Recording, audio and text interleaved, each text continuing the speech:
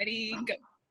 All right, code switching to me, honestly, I feel like it's a survival technique. Hang on a second. I'm gonna Run, doggies, run!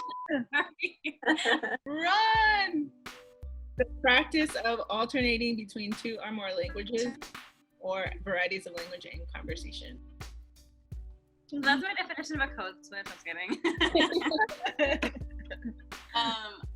Well, to me, it was like a survival technique because, I mean, I did grow up only like solely, or not only in the city, but like really a mix between the reservation and the city.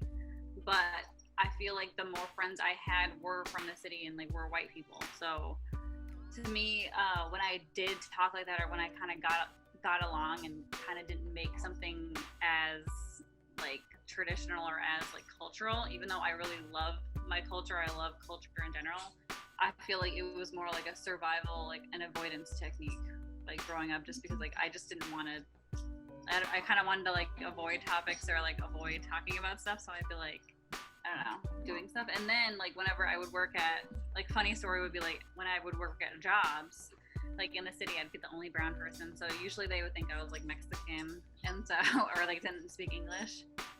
And so like a lot of time, if I were taking like an online order, because I worked at like a deli or a bakery, and so stop it.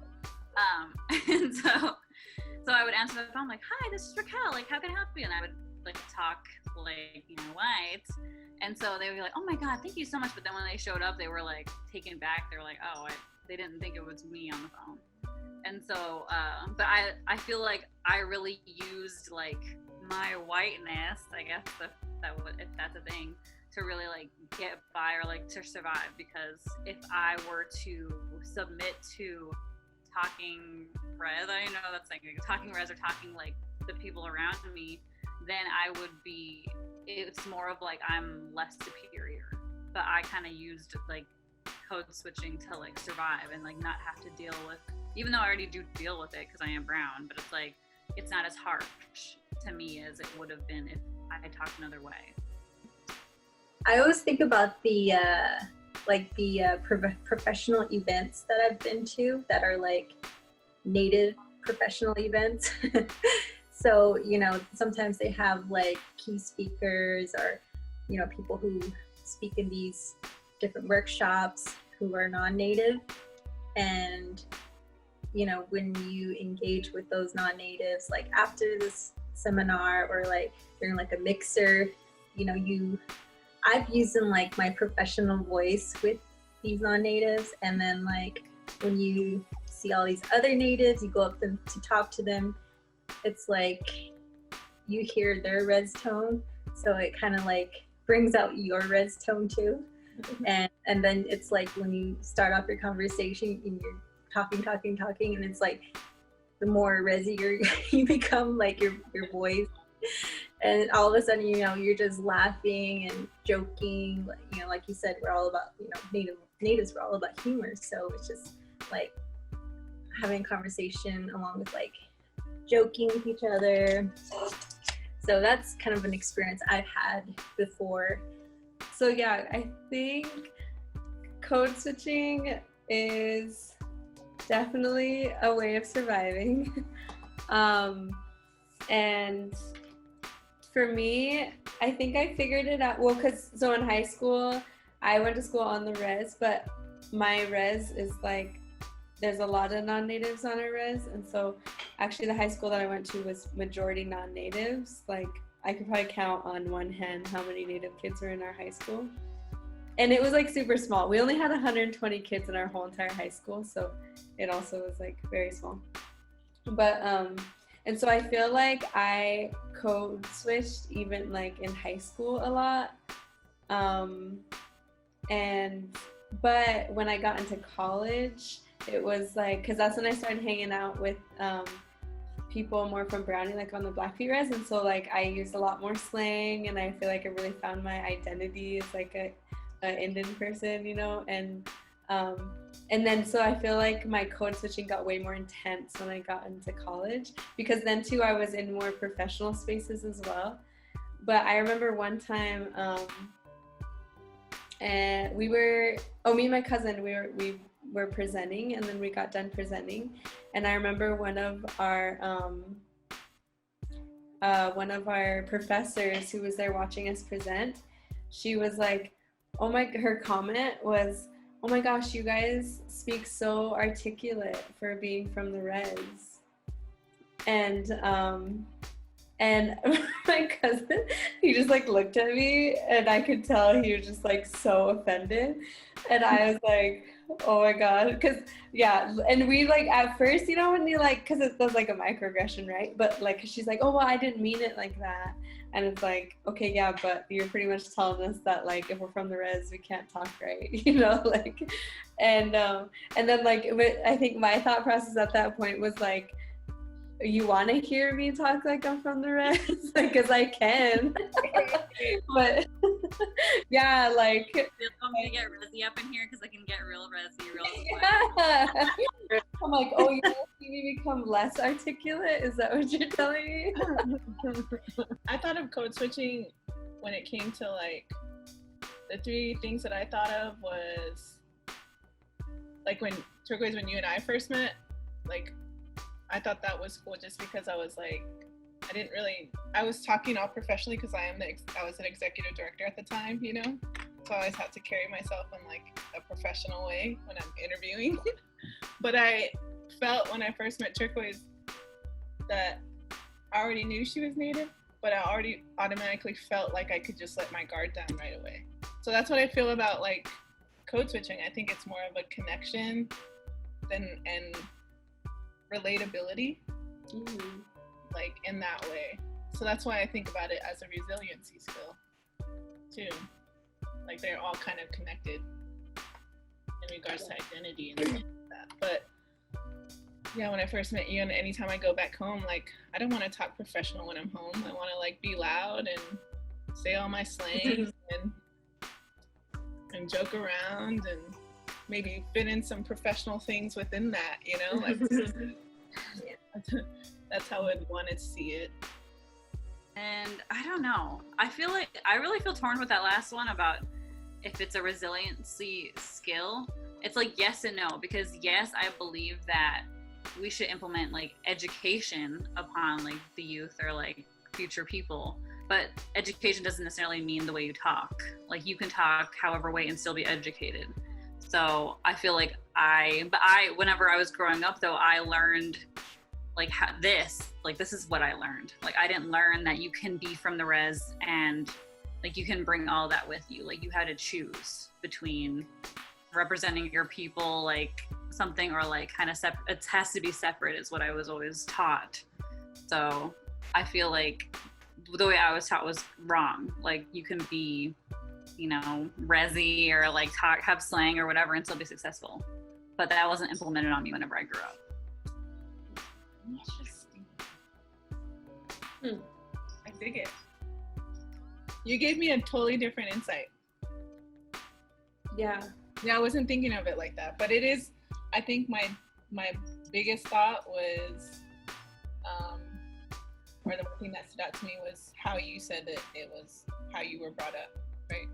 like we obviously do it to survive, so we survive, because if we didn't know how to like talk professionally or like more white, right, then we wouldn't survive these spaces that are more professional or more white, like because people would look at us differently and they would see us as like Raquel was saying, like just because you talk different doesn't mean you're less smart, you know, like, or less intelligent. But people see that because all of these majority of the time these professional settings are made by white people in the westernized system, and if we don't talk like them, then we're not accepted into seeing as on their level. So I see it as a survival skill, but seeing it as a survival skill also means that obviously we utilize that skill now, like to be resilient in these places, because we utilize code switching when we're back home to help our identity, right? To like we're saying, like with the slang, to be like, oh yeah, well now I'm home, now I can like speak all the slang I want, and so then that keeps us like resilient to be able to be in these spaces of like speaking real white. I always think of like those older people, like the older like natives. I know like for Navajos, like for instance, take maybe the president or Navajo Nation president or like a professional, native professional. Like you can definitely like obviously they're speaking professionally, right? But still in their voice, you can still hear that like that res, like that Navajo accent that's there, but they're speaking professionally.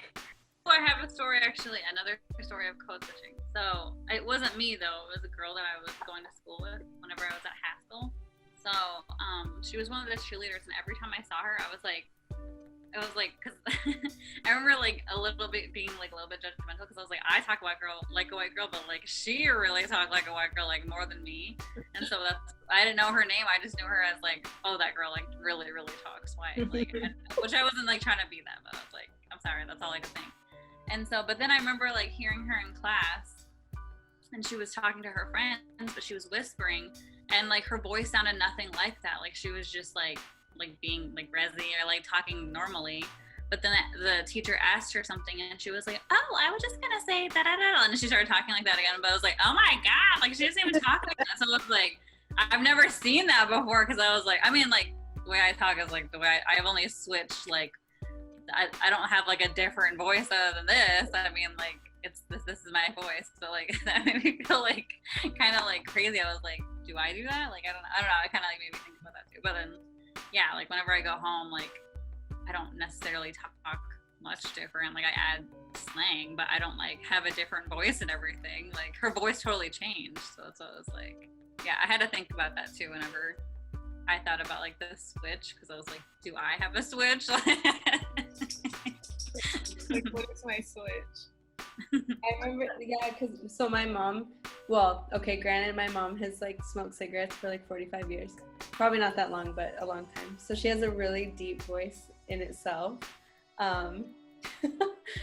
There's this one time, well, I have two stories. First, about my mom's voice and how deep it is, but this one time my dad called me and I had him on speakerphone, and my friend was in another room, and then I hung up. And my friend was like, oh, is that your mom? And I was like, oh no, that was my dad. My mom's voice is way deeper than that. Because it is like, she has a really deep like smoker voice, But so when she used to work as a paralegal in the law office, and she would like answer the phones all the time, and me and my brother just like, we would see her, when she'd answer the phone, and it would just totally like, we're like, we never hear that voice. Like, why do you do that voice? And even though her voice is really deep, like she'd answer the phone and she'd be like, it's called the Ingram Law Office. She'd be like, Ingram Law Office, like super high, and we would laugh her because we're like, dang, what? She's like, I have to. She's like, I can't use my regular voice. And that's like a simple, like perfect example, right? Because our boss, I worked with her at the law office one time, and our boss even said that. Like, I remember when I first started working there, and he was like, you have to answer the phone with a different voice so that people like, like your voice isn't good. Like you got to make your voice sound better. And I was like, oh, okay. And I was like, my mom can do it with her deep voice, and I can do it. Speaking of moms, my mom does the same thing. Like I just remember too, like when she gets on the phone, when she's speaking like to someone from the doctor's office or something, like her voice goes like higher pitch, and she's like talking really like professional. It's so funny. And sometimes me and my sister just look at each other like we're like, okay, like, okay, mom. We know that's not how you really talk, but okay. Yeah. It's so funny. Just remember that one, I think you sent it, Lynette, that one with the TikTok video where the guy was like, the voice you have when you're talking to boys, and then the voice you call when your boss calls you. Yeah. Did you send that one? Yeah. Yeah, I remember that. And then Mel was like, that's turquoise. I was like, oh my god. Yeah. Okay, so that was our group. Yeah. So I used to have issues with that at my old job. So because I was working on the res for a little bit, I was there for like 4 months, but I was working at my old high school, and I was like, all the teachers know me, so I was like, I'm pretty sure, like, I'm not gonna change, like, this is how I talk. But then like because I was the para, like the teachers, like I feel like they put pressure on me to like be like a certain teaching way or whatever, like talk a certain way. But it's like they know me. Like I was like all of their families either like went to high school with me or like some sort of know me in some way. So I was like, I'm not gonna change to like teach them because like I went to school where they went to school. So it's like, but I felt a lot of pressure to, in order to be strict or in order for them to take me serious, like I couldn't use slang or I couldn't like talk to them like normally. Like I had to really like, because I remember like the counselor, like me and her were relatives, but like every time she would introduce me, she'd be like, oh, and students, like she also has a writing degree and she has this, and she just kind of like really talked me up, and I'm like, I kind of felt weird about that. I was like, you don't have to, I was like, they know me, like they know who I am, so you don't, I kind of felt weird about that because I was like, yes, I have an education, but like it's not that serious. Like I don't want them to be afraid to like talk to me or like, I don't know, because I just like, I felt like weird about that because I was like, they know me, so I was like, you don't have to do that. I can introduce myself or whatever. So it was kind of awkward. I think that's what code switching is. It's blending in, right? Yeah, it's true. Yeah. No matter where we're at, it's like Yeah. we're adapting to that environment to communicate effectively to whoever you're talking to, right? Hey guys, thank you for watching. We hope you enjoyed this week's video. Make sure you guys like, subscribe, and share. Don't forget to follow us on REZponse Roundtable. Again, thank you so much for watching, and we'll see you in next week's video. Bye!